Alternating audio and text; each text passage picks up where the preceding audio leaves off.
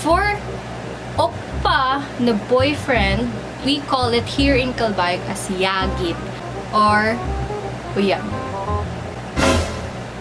Bakit ko ba tinuturo to sa'yo? Wala ka namang jowa.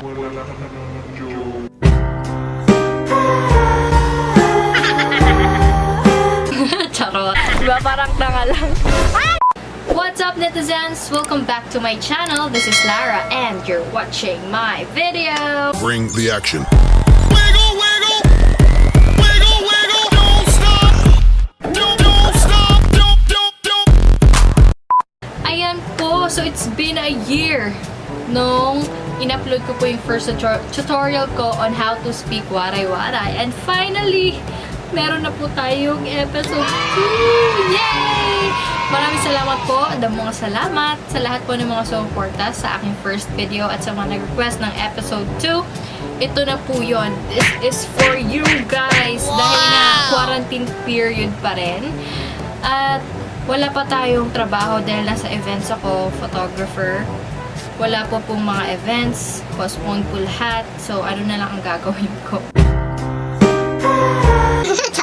Anyway, so nandito ako ngayon para turuan kayo ng panibagong kaalaman tungkol sa paano magsalita ng waray-waray. Wow! And this vlog is about translating common K-drama words into waray-waray. Next naman! Yan! So, para po sa mga tulad ko na walang ginawa kundi manood ng K-drama. Shout out sa lahat ng mga K-drama fan dyan. This is for you guys.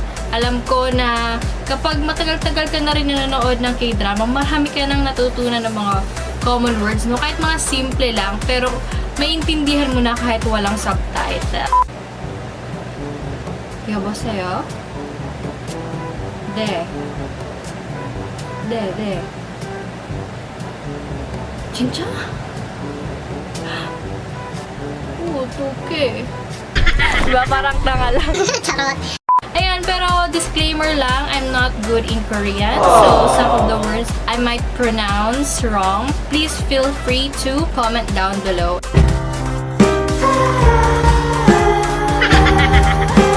Charot! Okay, first word ay chincha. Pero usually gito, chincha? Ayan. So, chincha means chincha. Ano ba yan? Chincha means really in English, and in Waray-Waray, it is translated as balitaw. Yan, you are asking if it's real. Yan. Really? Next is otoke. Wow, with matching feelings talaga. Next naman! Otoke, or what to do. In Waray-Waray, it is translated as nano kun himuon. So, meron pong mga words na iba po yung spelling niya, pero according po sa kanila, meron po akong nabasa na may mga words po na iba yung pagkakabigkas compared doon sa pagkakaspell niya. So, ganun daw yung sa Korean. Ayan. Next is de, which means yes. And in Waray, just simply say oo. Ando no way. In Waray, we say it as dire pwede. Kaja? Wow, with matching feelings talaga. It means let's go. In Waray, we say it, tara na, ngadto na kit. So, it means like, you are asking na alis na tayo. So, kaja? Tara na, ngadto na kit. Next is mokja. Let's eat. In Waray, mangaon kit. Depende if you are asking someone na kakain kayo, ganyan. So, sabihin mo, tara, mangaon kit. Pero if you are eating na and sa bahay kayo, may dumating, pwede nyo silang ayain, sabihin mo, mga onkit. Yan. So, mokja. Mo, what? In Waray, we say it as nano. Wow, with matching feelings talaga. We, why? In Waray, kay naman. Or kay nano. Next is kumawo. Kumawo. Next naman! Thank you. It means in English. In Waray, we say it, damo nga salamat. So, nasabi ko na yun sa unang vlog.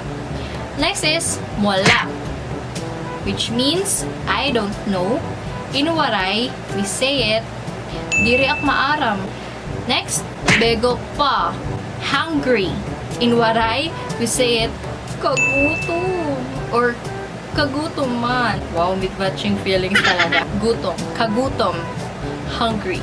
Next word is oppa. Yan, this is the most common, I guess, pag nanonood ka talaga ng Korean, di ba? Lalo pag mga gwapo, oh my gosh. Love me where you go, miss señorita. I wish I could. Oppa means, hindi lang pala siya parang kapag gusto mo yung guy or parang boyfriend, pero it also means older brother or older male friend. They use it as oppa. So, in Waray, we just for oppa na older brother or older male, we just simply say kuya or mano. For oppa na boyfriend, we don't have a specific translation for boyfriend talaga, ganyan.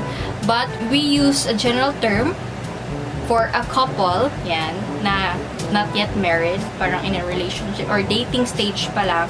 And we call it here in Calbayog as yagit. Or in other parts, it's uyab. And in other parts, in northern Samar, they call it inggits. I'm not sure if I'm correct in pronouncing it. So, oppa is yagid or uyab. Bakit ko ba tinuturo to sa'yo? Eh, wala ka namang jowa.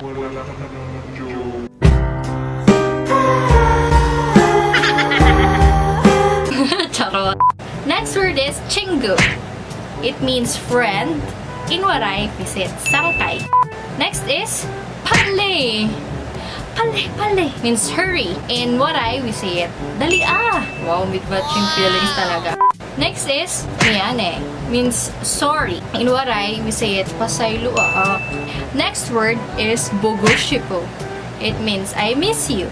In Waray, we say it kiningawak sa imo. Next naman.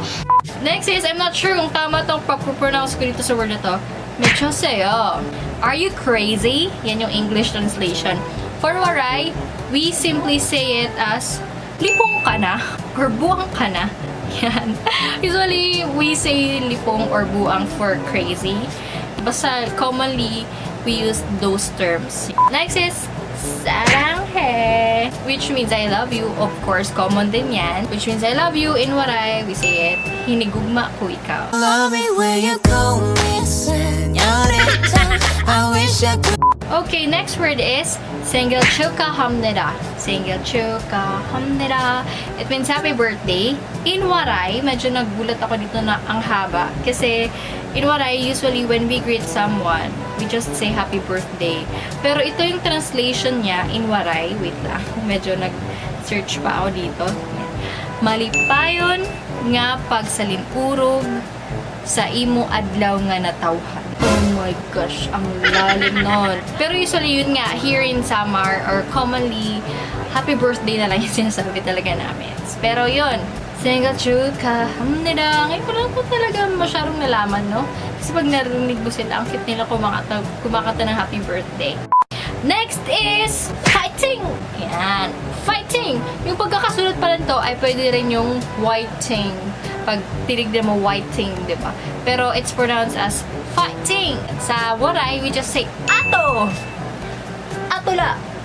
Fighting! Lipong ka na! Alright, so that's it. Yun lang po muna yung mga itatranslate natin. If you have more words in Korean na gusto nyong i-translate natin in Waray-Waray, yung mga common words lang, you may comment it down below para maisama natin sa mga next lessons pa natin na gagawin. And thank you so much sa lahat ng sumusuporta. Please subscribe to my channel. I am looking forward to reach 1,000 subscribers. Sobrang saya ko na naman pag naka 1,000 ako. And sana nakatulong po ngayon ang ating tutorial. Medyo simple lang siya. Hindi ko alam kung tama yung pinagagawa ko. Pero yon. And of course, bago ko tapusin tong video na to, I wish everyone is safe. Hindi naman na ngayon masyadong mahigpit. Pero hanggat maaari, kung pwede pa kayo mag-stay sa bahay nyo, please stay at home. Tapos, always wash your hands. Ingat po tayo kasi hanggat walang vaccine, feeling ko medyo doble ingat pa talaga tayo, no? So, shout out sa lahat ng mga ka-vloggers ko dyan na mga waray-waray. Maraming salamat sa inyong suporta. Please comment down below, subscribe to my channel, and I will subscribe you back for sure. Yeah. Magsuporta, hi kit, kay kita-kita lang ini. Please comment below kung ano pa yung mga videos or suggestions na pwede natin gawin para dito po sa ating channel. Advance happy 1K subscribers. Thank you so much! Don't forget to like and subscribe. See you in my next video. Annyeong!